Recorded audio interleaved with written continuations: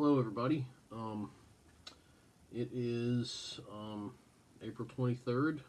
It's been a couple weeks since we got together, or sort of, or if I could make you a video, that is, because last week was the spring break that we had planned on not having class, so we decided to not have the video lesson last week either. So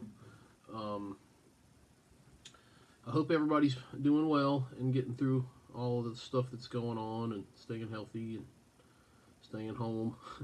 I've not been out any more than I had to, but I'm sure just like everybody else, you got to get out and do a few things. I wanted to do a couple musical things this week, but I also needed to talk about a couple things because we had a meeting today on the computer with everybody that works at the Jones house and talked about some things. So the plan is we're trying to have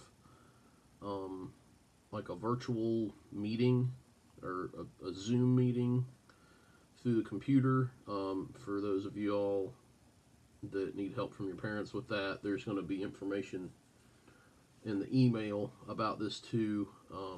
Hopefully with all my younger students, their parents are helping them set up and do these lessons anyway, so you'll see also what's written in the email about this. But there's a time slot we're aiming for to do this in, and it's somewhere between Sunday, May 17th and Thursday, May 23rd, which would be when the recital was going to be. So that means, including today, there's today and 3 other lessons. So that gives us 4 more classes together. And then that recital. So what I'm trying to do is pick a day. It doesn't necessarily need to be Thursday like it normally is, but we're going to try to get everybody that can to join in together on the computer with Zoom, which is a computer program that lets us video talk and see each other, kind of like FaceTime or something. So hopefully we'll see how this works out, but what I'm trying to find out is who can participate and be involved. I'm hoping that everybody that can, we may not necessarily be like playing together, but we are gonna go hopefully like give everybody a chance to play something and show some of their progress with what they've done and been learning. Hopefully y'all have been able to watch the videos. You can watch them anytime, and even after the class is over, you can still go back and learn from them. And I'm hoping that y'all will see this fall if everything works out too. But anyway, we'll talk more about that, but that's kind of the plan, is we're going to have kind of a meeting on the computer for everybody that can, and bring their instruments and play. So that's it for the most part for now about that. But also I was wondering, and we talked about it in the meeting today, and I've thought about it at some point but hadn't thought about it in a while, that if anybody is having any trouble with tuning their instruments, and then in the case, like if somebody were to break a string, if they knew what to do or could fix it. I had made a video about changing a string a while ago, and I thought about sharing that just in case it was to be any help. But of all the things that we've worked on, I thought it might be worth thinking about you being in tune. These electric clip-on tuners, they just go to the middle, and then you kind of know you're in tune. So they're the easiest thing to use, I think, because, you know, it's clipped onto your guitar. They're pretty cheap. If I know the music stores are closed locally, but you can order them, or you can get them sent to your house for pretty cheap. But they don't pick up the noise around the room. But then remember, there's Guitar Tuna. There's like a free app that you can get on your phone. If you wanted to use that, it's just, you know, you got to be in like a quiet room away from people who are to work. But this one's tuned up, so E, the 6th string. This is A, the 5th string. D, the 4th string. G, the 3rd string.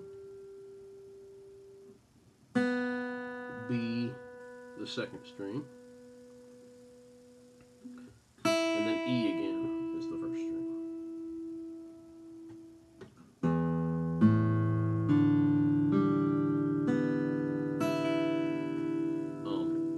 So there's that. Something else to keep in mind is, I know that they had put some videos up about tuning, but if you did have to change a string, and also to understand which way to turn the knob, like you're turning them towards the top of the guitar on the side that's towards you, and then on the other side you're turning them like facing down the other way, because they're turned the opposite way, because the strings, all the strings go in towards the middle. These are called the pegs, and then wrap around. So if you ever had to change a string, they're going to go between the pegs and then around the thing. Same thing over here, go between and go around. And that would be like to the outside there. And you sure you're winding. You would wind counterclockwise on the left side, and you'd be winding like clockwise on the 1st, 2nd, and 3rd string side on the smaller string. So it's like a little thing to know. And you know, with an acoustic guitar, you got these pegs. You got to either have like some little needle nose pliers, or they have like a winding string tool that's got a little notch in it, and you can pop these things out. And then there's a little barrel ball on the end of the string that goes down in there, and then you push this back in. Usually do that first and then wind it on there. So, you know, just in case anybody had that trouble, because see, what'll happen, it seems like a lot of times, is if you're not used to tuning the guitar, then you'll accidentally wind the string too far, and then you break it. If you're going loose, it's not as likely to happen, but it seems like more times than not, people turn them too far. So, if anybody has any trouble like that, send me a message. Mark even said there was a way to help anybody out with anything like that, like strings or picks or whatever. If you weren't able to get them, there's a possibility of a way to get them to you that we're working on. So hopefully everybody's practicing their chord changes.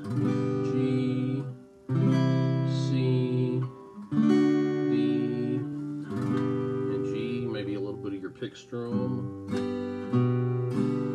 That's alternating.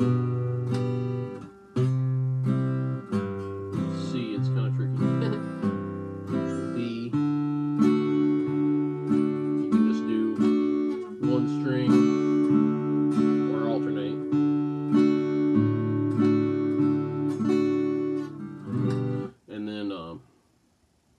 Hopefully, I know I introduced the new tune last week, and then, you know, like next week, it might get into talking about the other song, the Old Joe Clark, a little bit more, but you had the video for the other one.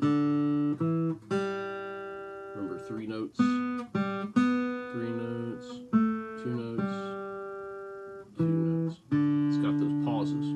Hopefully you've been able to at least kind of do the beginning part there. I guess that's going to be pretty much it this week. You know, I think since I haven't heard anything, haven't gotten any specific emails or seen any comments, that I'm pretty sure you've probably got plenty to work on with the songs you've got. So keep working on, and just rewatch the other videos. If there's stuff you're still working on, just feel free to rewatch those. And then remember that last week of class in May from the 17th to the 23rd, when our recital would be normally on that 23rd. Sometime between that Sunday and all the way up until the day that the recital is supposed to happen, we're going to try to work out a meeting for the class. So talk to your parents, whatever you need to do, and let's see if we can get that together, and keep practicing, and hope everybody's doing well. I'll talk to you soon. Talk to you next week. Bye.